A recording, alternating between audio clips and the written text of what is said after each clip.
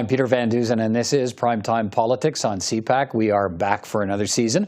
The 44th Parliament opened today, 5 months and an election after MPs last gathered in Ottawa. And it opened with concerns about vaccine mandates and challenges to vaccine exemptions for some Conservative MPs. It opened with a promise of swift action on key bills from the government. Coming up, I'll speak with Government House Leader Mark Holland and with the Deputy Leader of the Conservative Party, Candice Bergen. And I'll also speak with our press gallery members about what to watch for as the new Parliament gets underway with the speech from the throne on Tuesday. But the first order of business today was the election of the Speaker. And from the 7 MPs vying for the job, parliamentarians in a secret ballot chose Northern Ontario Liberal MP Anthony Rota, the Speaker in the last Parliament. He's back again. I want to also thank all the members who took the time to speak with me over the last few weeks. Now, I've learned to punch in everybody's phone number, and I just want to thank all of you who took the time to call me back.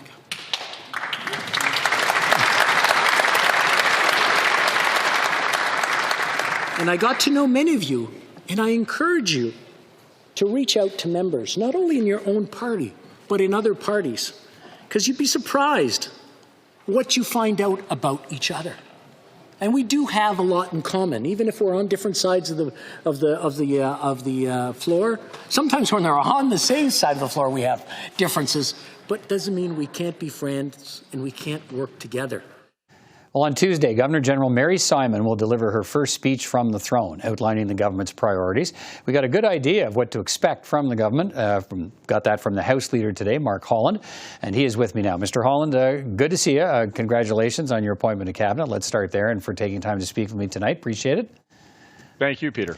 Look, let's get to the government priorities in just a moment because you outlined those today. Let me start with the vaccination policy for Parliament Hill and your concerns about exemptions for some Conservative MPs and casting doubt on those exemptions today. What's your concern? Well, my concern is the Chief Medical Officer of Health for Ontario has said that there should be about 1 in 100,000 you should see exemptions. The problem is with the Conservatives having 119, it appears there's more than one. It seems there's a number of different folks who have sent in a letter. That doesn't comport with that math. So clearly something is amiss, and the Conservatives won't tell us how many folks haven't been vaccinated. And why is this a concern? Well, I mean, look, last week the Conservatives had a caucus, a member tested positive, and now here we are in the House, unvaccinated members with exposure to somebody with COVID being in the House. That's a great concern. How do you know how many letters have been sent in? Well, we don't, because the Conservatives won't tell us how many folks haven't been vaccinated. And we can only extrapolate from what we've heard in a variety of different places that the number is more than one, that there's a couple, there are several. I don't know if that's 3, 4, 5, 6, 7. I have no idea. The Conservatives refuse to say. Right, but are you suggesting, though, that if they've obtained exemptions, that they might have obtained them fraudulently? What are you saying? No, I'm saying that the Chief Medical Officer of Health, not only in Ontario, but many across the country, have said that some of the letters that have been given out are not actually comporting with legitimate reasons why you should be getting an exemption. And so the fact is, well, that would suggest that the doctors were giving letters to members of Parliament that would then be fraudulent. Well, I think the question is, particularly at the early onset of this, is that there may be some doctors with misinformation. I don't know. There may be a doctor who thinks that it's appropriate when it isn't. All I know is the math doesn't add up, right? I mean, 1 in 100,000. If you're talking about 119 people, you shouldn't be having 3, 4, 5, 6 different cases of people with those kinds of odds. You'd be winning the lottery 7 or 8 times over on the same day with those kinds of odds. What process? So it doesn't. Sorry, what process do you want to see then to verify that any exemptions that might have been filed with House of Commons officers are valid and authentic? Well, I think the process is very simple. I think there is a clear list of what constitutes a medically acceptable exemption. And we need an attestation from a doctor that whatever their condition is meets that criteria. If it meets that criteria, then we certainly would be satisfied. Right now, we don't have that, and unfortunately, the House doesn't have the means to otherwise check it. Conservatives say that, look, exempt. We're going to hear from Candice Bergen, Deputy Leader, in a moment. They say exemptions are private health matters, and they're the business of the MPs who obtain and file those exemptions with the House. They don't need to be shared as long as they meet the criteria for an exemption. So, what do you say to that?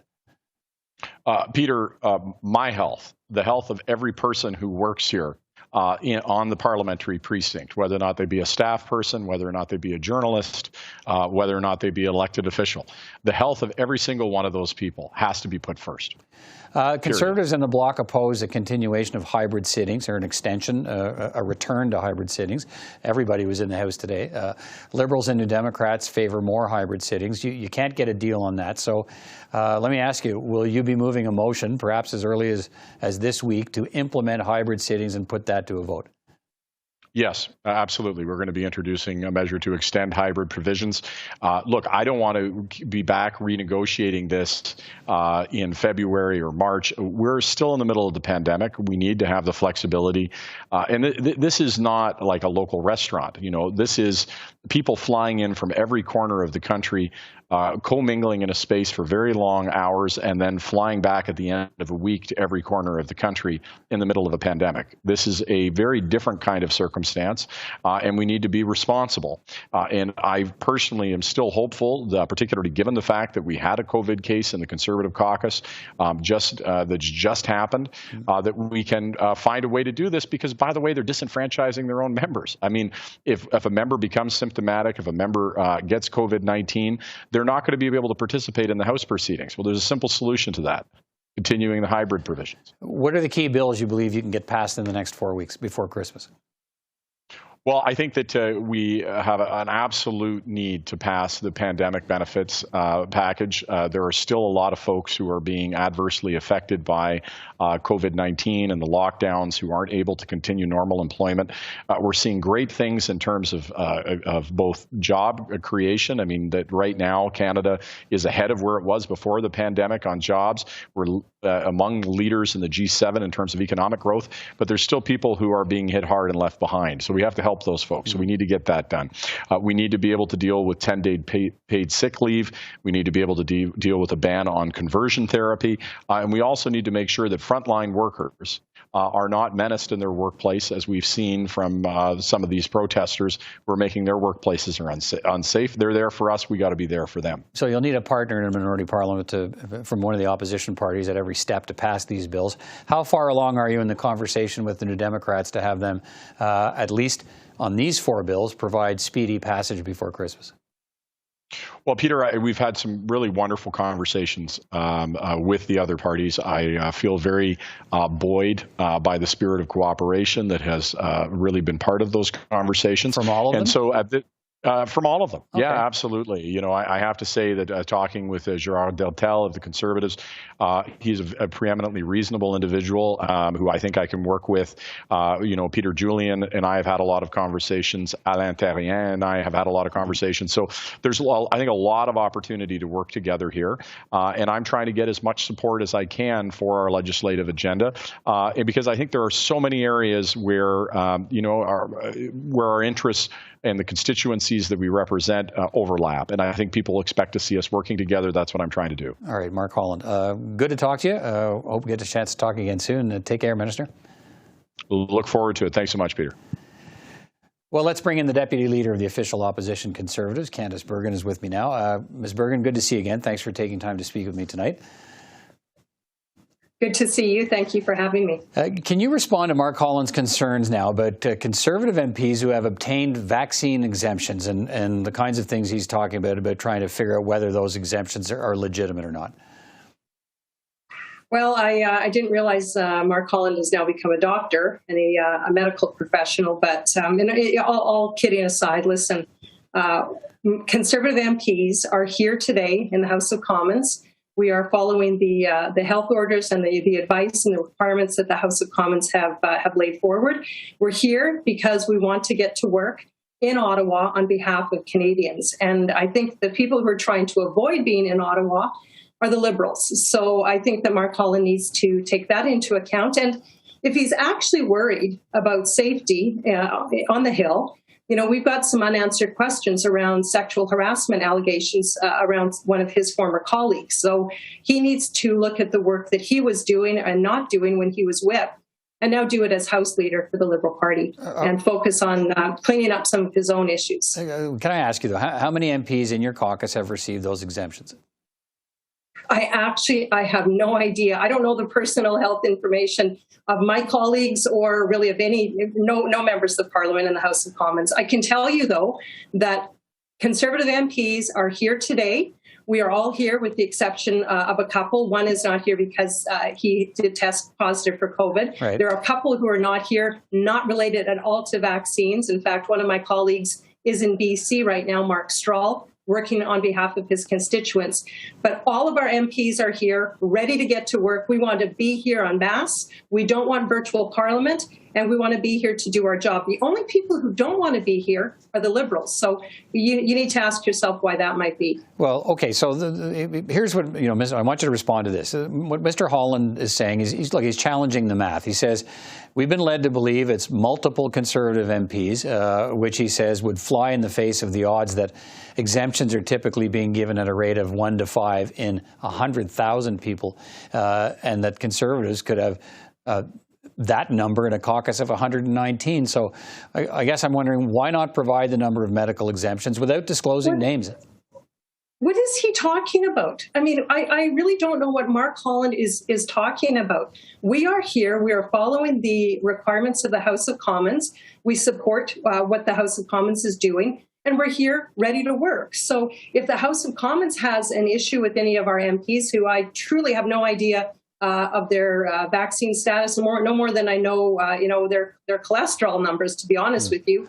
But the House of Commons needs to know that they are vaccinated and that they've met the requirements. So again, Mark Holland needs to focus on his own party and for example, the harassment allegations that continue to be covered up, including how involved were the Liberals in the clerk who apparently was sharing information with the Liberals in the previous Parliament. So listen, we are here. Conservatives are here, ready to work. We don't want virtual Parliament, and we know that means that we have to follow the requirements of the House of Commons regarding vaccines. And we are more than happy to do that so that we can be here to work on behalf of Canadians. Do you expect the officers of the House of Commons, should they have the powers to verify, double-check, cross-check an MP who presents an exemption? Should that be enough? The MP says, I have an exemption. Here's the paper. Should House of Commons officers be expected to go verify that? I am not a doctor, Peter, and I am not about to weigh into someone's personal, medical, physical situation. So, and I think it's actually pretty dangerous for any one of us, especially in light of the fact the Liberals during the campaign and even now are making the vaccine such a political issue.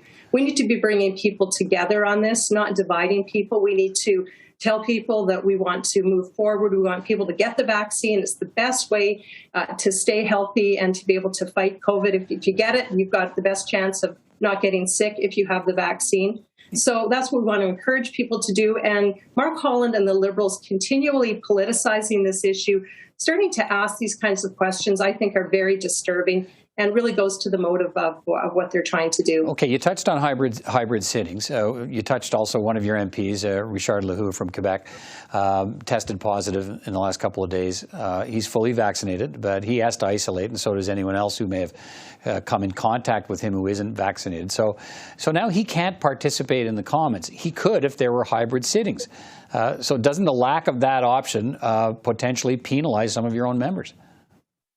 Well, you know, and right across through all the parties, different members at different times have tested positive for COVID. Thankfully, now with the vaccine, it means that hopefully people can recover quickly and get back to work.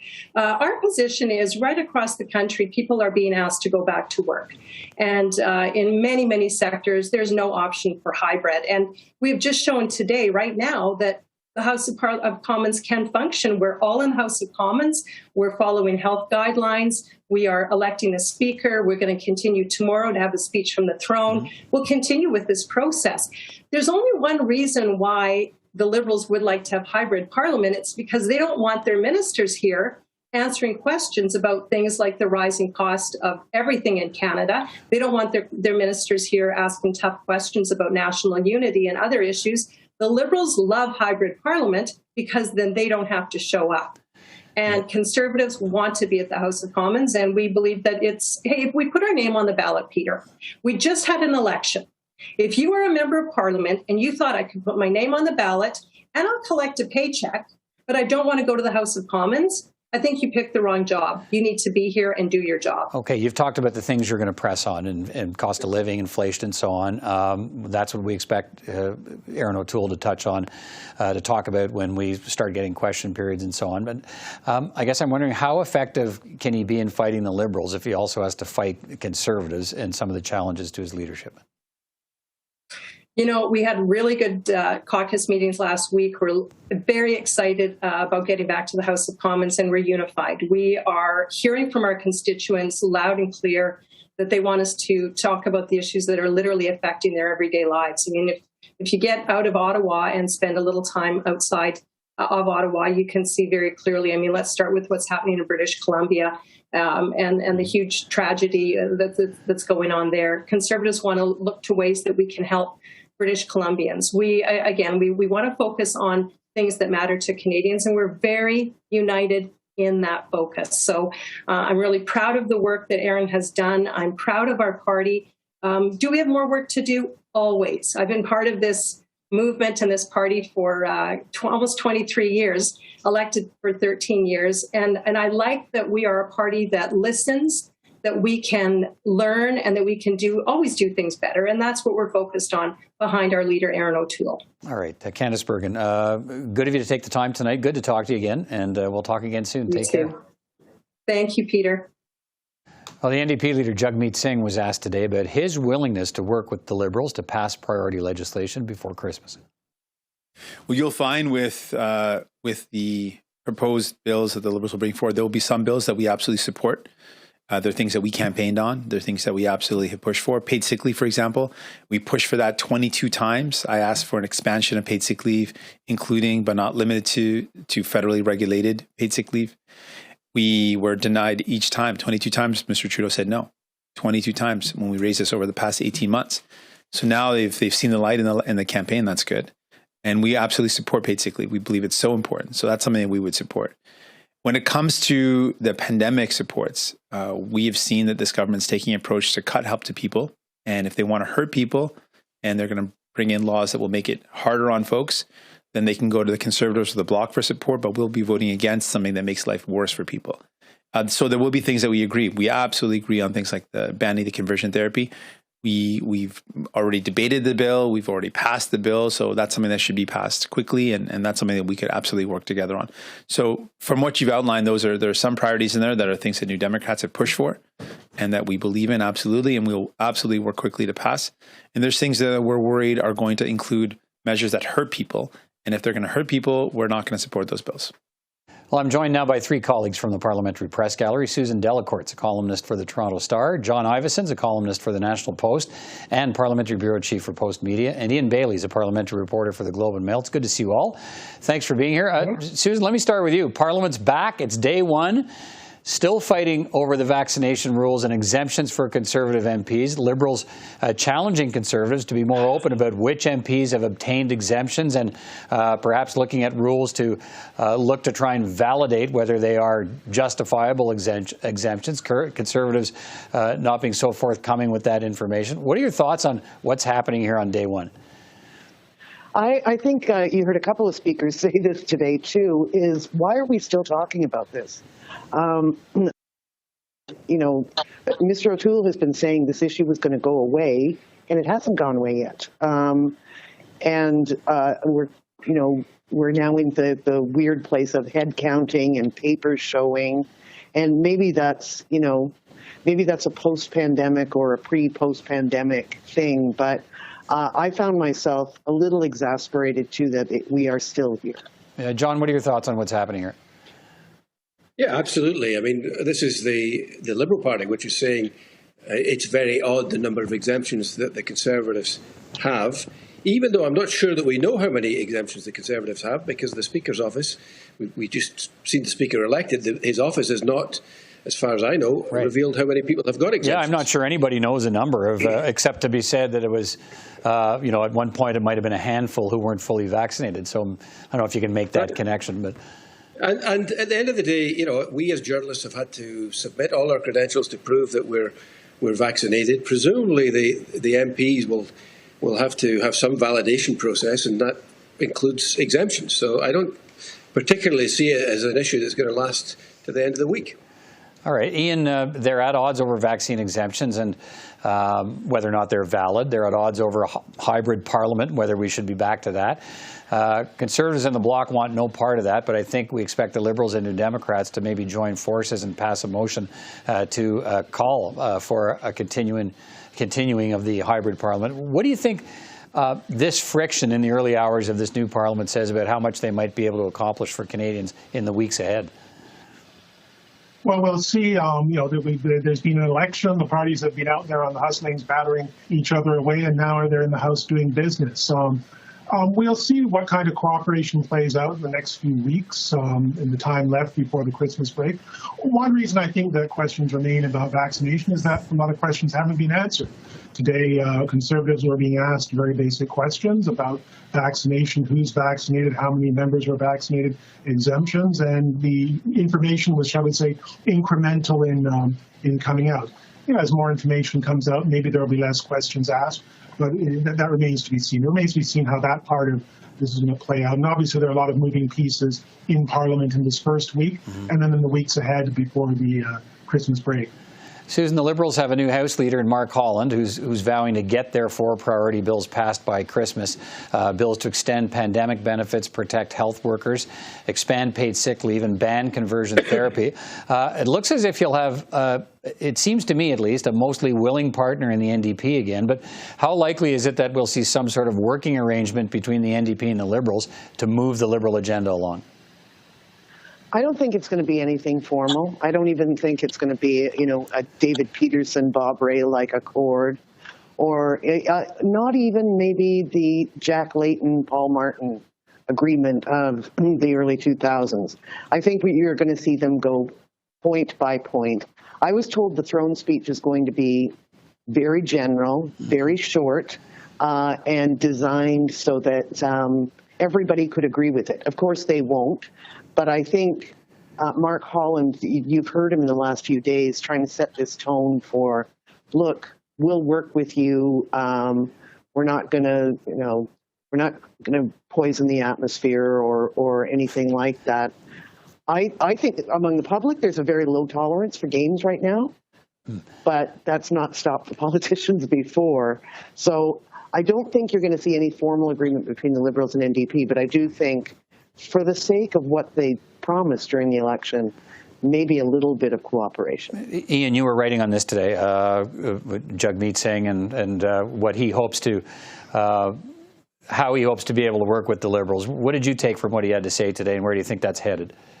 Well, he was pretty emphatic in saying he'll support legislation that does good things for people and avoid legislation that, in his view, does bad things, such as affecting benefits for folks who need them. Mr. Singh was also pretty emphatic in saying that there is no deal.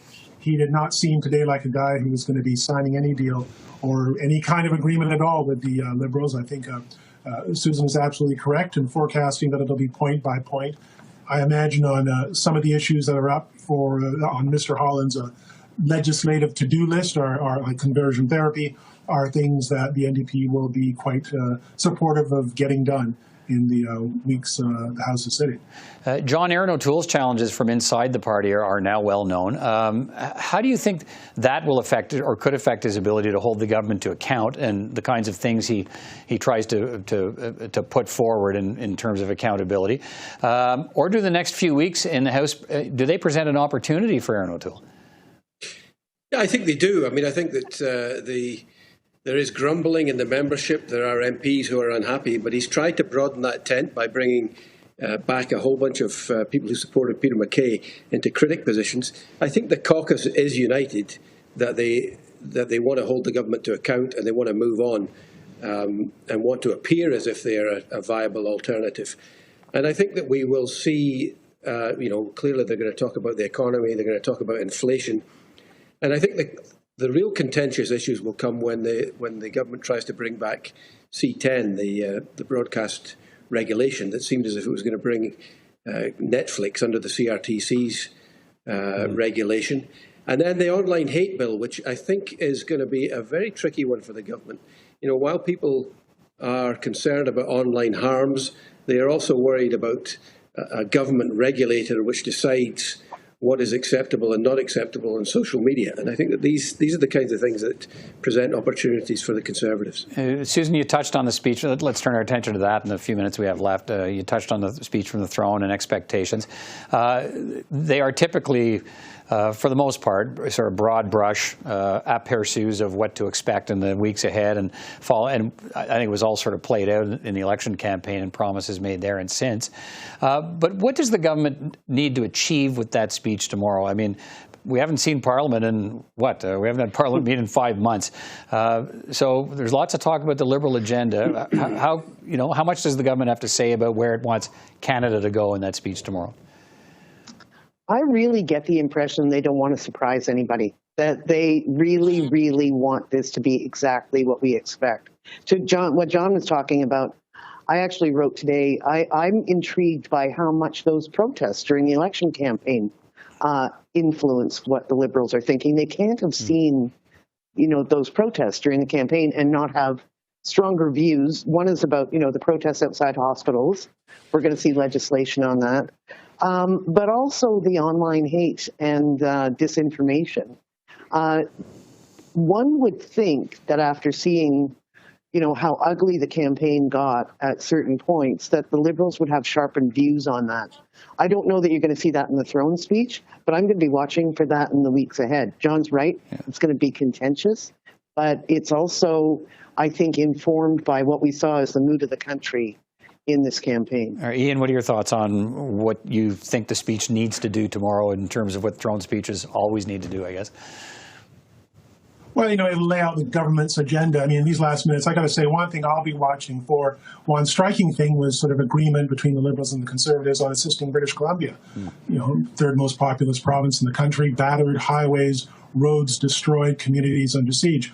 It's going to be interesting for me to see if the government, the opposition, in Ottawa, what can be done to expedite assistance to get to provide some assistance to British Columbia, a province that's really hurting at this time. And that's what I'll be watching for. I'll be watching for what it says in the throne speech, but what's done on that in the weeks ahead. And I think we're going to get, I won't be surprised if we had an emergency debate in the House of Commons in week one here about the situation in British Columbia. John, quick final. The NDP and the Conservatives are calling for exactly, yeah. John, your final thoughts on what you'll be looking for tomorrow? Yeah, well, I think, as Susan said, a lot of it's predictable. We've just had a general election, after all, and we've got, the Liberals have got a platform there, which is essentially going to be the throne speech, I think, in other words.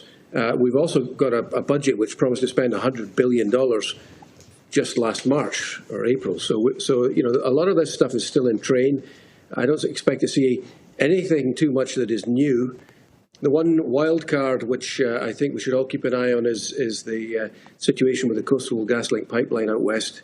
And, I think that is going to spread right across the country. We're probably going to see in 2022 a lot of protests about development in the Ring of Fire as well. Right. These things that really were just before the pandemic were hotting up. They've gone away for the pandemic, and I think they're coming back big style. All right. Thank you all for your perspectives tonight. Good to talk to you, and we'll talk again soon. Take care, everyone. Thank you, Peter. Thanks. And that's all for this edition of Primetime Politics on CPAC. A reminder, the speech from the throne takes place on Tuesday at 1 o'clock Eastern Time in the Senate chamber. Our special coverage here on CPAC begins at 11 a.m. Eastern Time with a lead up to what we can watch for, what we can expect when that speech from the throne is delivered in the Senate chamber tomorrow. Till then, take care. Thanks for watching.